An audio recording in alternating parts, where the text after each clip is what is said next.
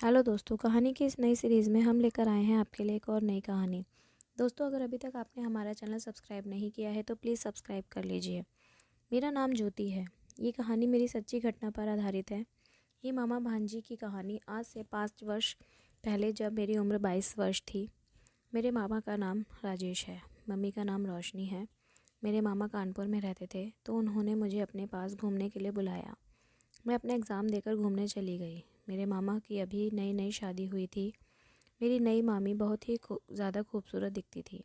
मैं वहाँ गई तो मामी से ज़्यादा घुल मिल गई और हम दोनों बिल्कुल सहेलियों की तरह रहने लगी।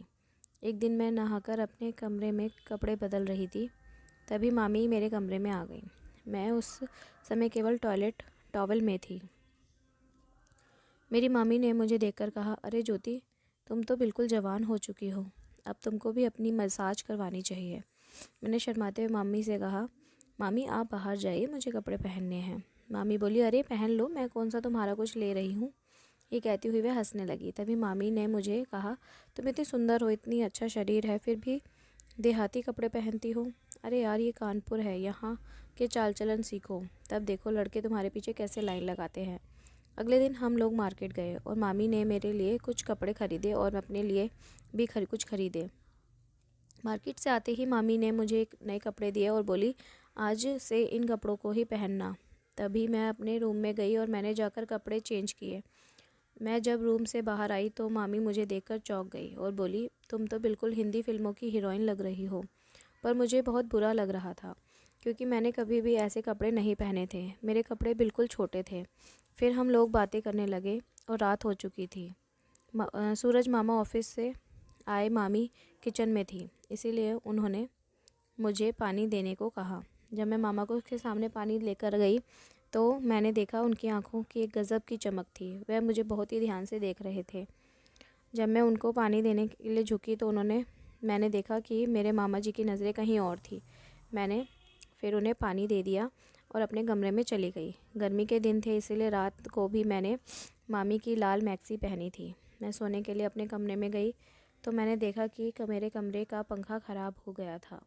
मुझे ज़्यादा गर्मी लग रही थी, इसीलिए मैं छत पर जाकर बैठ गई। तभी मामी ने कहा, क्या हुआ, यहाँ क्यों बैठी हो। मैंने कहा, मामी मेरे कमरे का पंखा ख़राब हो गया है और गर्मी ज़्यादा हो रही है। मामी बोली, कोई बात नहीं, हमारे कमरे में सो जाओ। पहले तो मुझे बहुत बुरा लगा, पर मेरे पास कोई और दूसरा रास्ता भी नहीं था। मैं किनारे पर सो गई। मामी बीच में थी और तभी कुछ देर बाद मामी और मामा मस्ती करने लगे। वो दोनों एक दूसरे से हंसी मजाक कर रहे थे। तभी मामी ने कहा, आज नहीं, आज ज्योति यहाँ है। कुछ देर बाद शायद मामी किनारे पर आ गई थी और मुझे बीच में कर दिया था। तभी मेरे मामा ने मेरा हाथ पकड़ा तो मैं समझ गई कि वो मुझे मामी समझ रहे हैं। मैं कुछ समझ कर भी नहीं कर सकती थी, क्योंकि मामी भी वही सोई थी। 15 मिनट लगातार मामा ने मेरे साथ वो सब किया जो मामा और मम्मी के बीच होता था। अब वह पूरी तरह से इस समय का आनंद ले रही थी।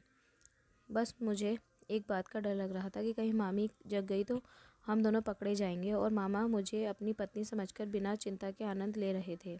और कुछ समय बाद वे बाथरूम में चले गए और मैं वहाँ से तुरंत उठी और मामी को बीच में धकेल कर सो गई। मेरे मामा बाथरूम से आए तो उन्होंने रात में एक बार फिर मामी को वैसे ही किया। जब मैं सुबह उठी तो मुझे चलने के लिए बहुत परेशानी हो रही थी। मैंने मामी से बोला कि मेरी तबीयत ख़राब है, पर मामा सारी बात समझ चुके थे। मैं मेरे पास आए और बोले, ज्योति मुझे माफ़ कर दो, मुझे पता नहीं था, मैंने रात को तुमको तुम्हारी मामी समझ लिया था। मैं रो रही थी। तभी मामा ने मुझे कुछ दवाइयाँ दी और बोले, इसे खा लेना। मामी ने मुझे पूछा, क्यों ज्योति, कैसी रही रात। मैंने बहाना बनाते हुए कहा, कैसी रात मामी, मैं को समझी नहीं।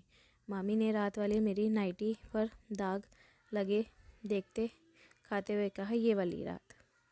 मैं कुछ नहीं बोली। तभी मामी ने मुझसे कहा, कोई बात नहीं ज्योति, हर लड़की की ज़रूरत होती है, इसमें कुछ गलत नहीं है। मैंने कहा, पर मामी मैंने जानबूझकर नहीं किया, मामा ने मुझे रात को अपना आपको समझकर जो कुछ किया।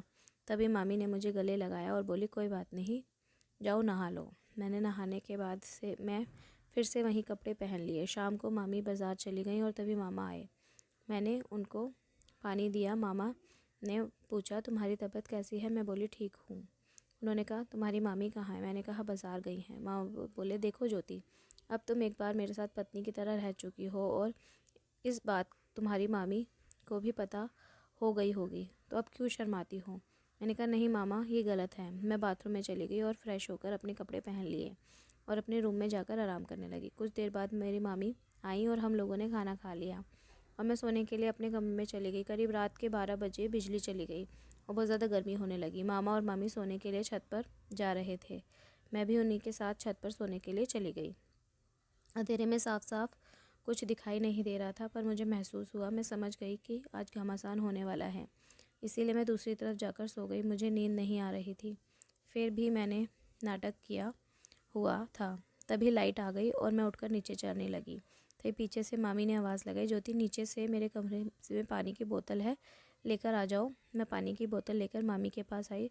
तुरंत मैं पानी की बोतल रखकर वहाँ से मुड़ गई। मामी ने पीछे से मेरा हाथ पकड़ लिया और उसके बाद मैं, मामा और मेरी मामी एक पति पत्नी की तरह हम तीनों ने रात गुजारी। मुझे आए हुए यहाँ 15 दिन हो चुके हैं और हम लोग बिल्कुल एक दूसरे के प्रति घुल मिल चुके हैं।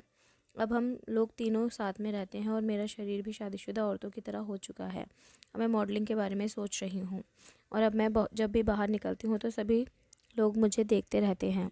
तो दोस्तों, ये कहानी आपको कैसी लगी हमें कमेंट करके ज़रूर बताएं और हमारे चैनल को सब्सक्राइब ज़रूर करें और इस कहानी को अपने दोस्तों के साथ शेयर ज़रूर करें। धन्यवाद।